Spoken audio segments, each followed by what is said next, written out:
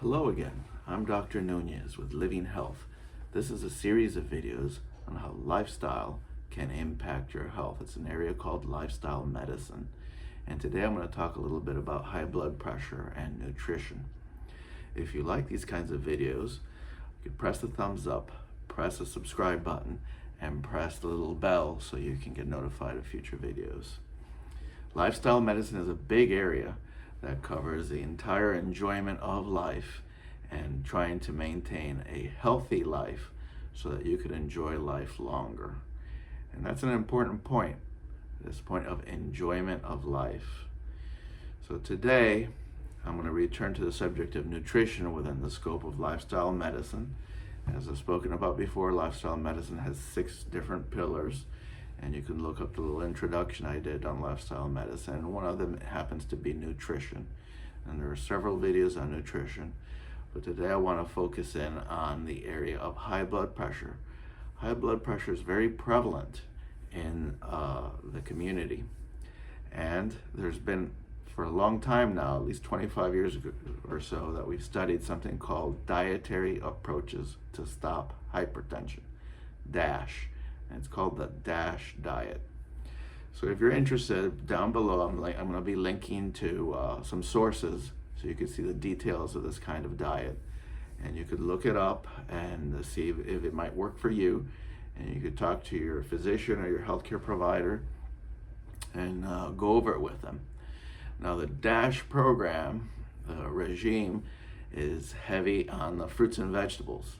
It suggests eating 4 to 5 rations of fruits and 4 to 5 rations of vegetables a day.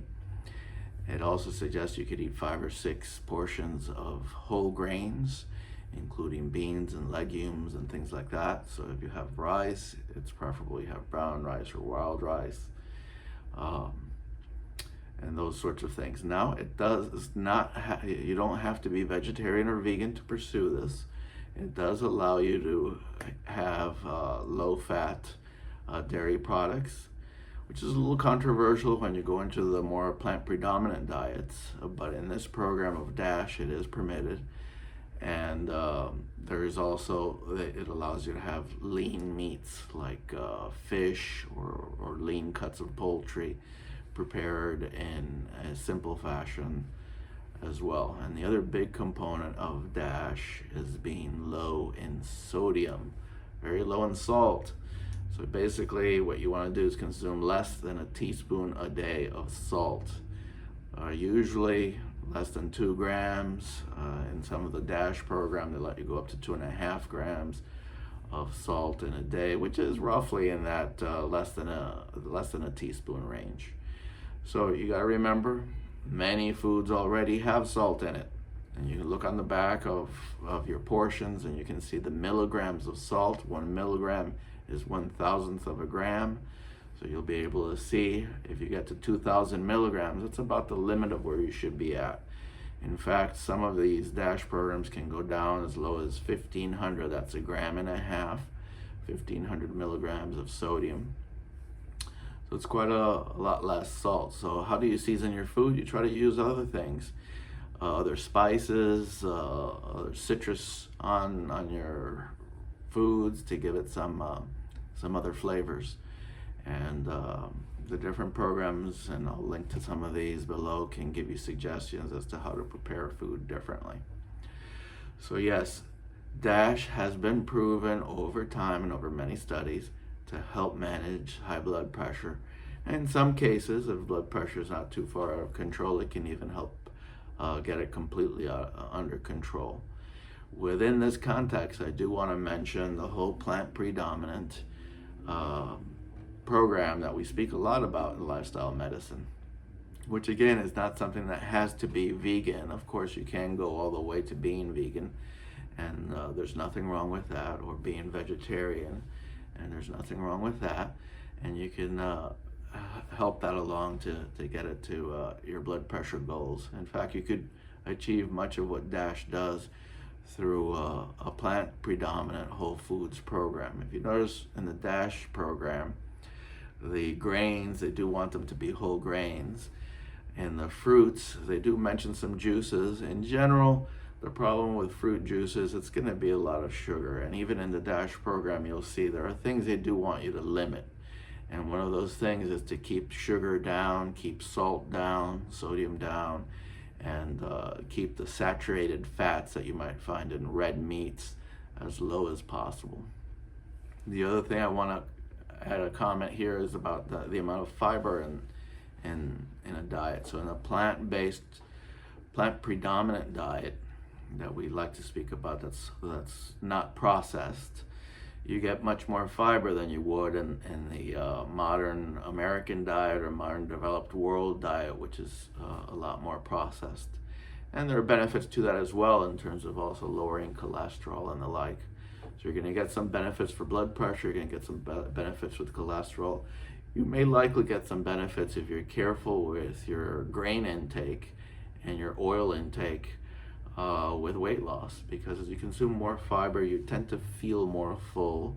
And if you're careful that you're not loading up on higher calorie foods within the regimen, so if you're not eating an excessive amount of grain or an excessive amount of oil, even though they might be vegetable oils or olive oils or things like that, oils and grains do tend to have more calories. So a little moderation in that area can help control weight as well.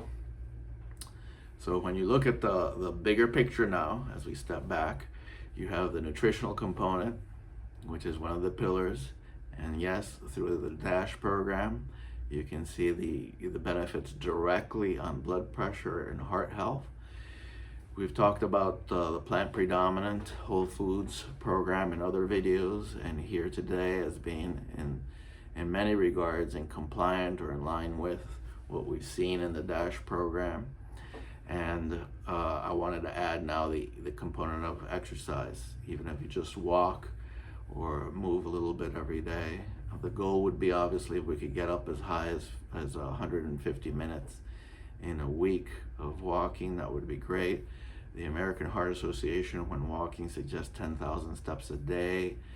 The average person, the average stride, that comes to about 3-4 miles more or less. It takes about 75-90 minutes in the whole day. So it is quite a bit of walking, or you could do cycling, or you could do more intensive exercise if that's what you're more used to. Remember always to get enough sleep at night, 7 to 9 hours of sleep in the evening. Give yourself that opportunity. Try to go to bed, try to rise at the same time each day, 7 days a week.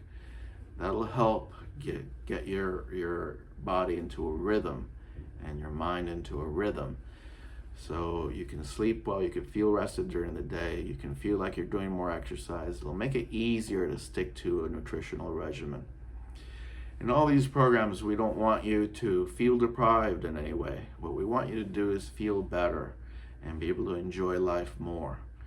So that's a big component of this, is we're not talking about deprivation or making you feel bad in any way. Don't beat yourself up over these things. Little steps get you there. And you can use the DASH program or a whole foods plant-based program on the nutritional end to accomplish these things. Always look at it in the bigger picture of lifestyle, of improving your lifestyle so you can live longer, live healthier, enjoy life more, and get more out of life. Again, I'm Dr. Nunez with Living Health. If you like these kinds of videos, please subscribe, press that thumbs up, and press the little bell so you can be notified. Leave comments below, and I could do videos on what you might suggest. And again, thank you very much. With Living Health, this is Dr. Nunez. Bye-bye.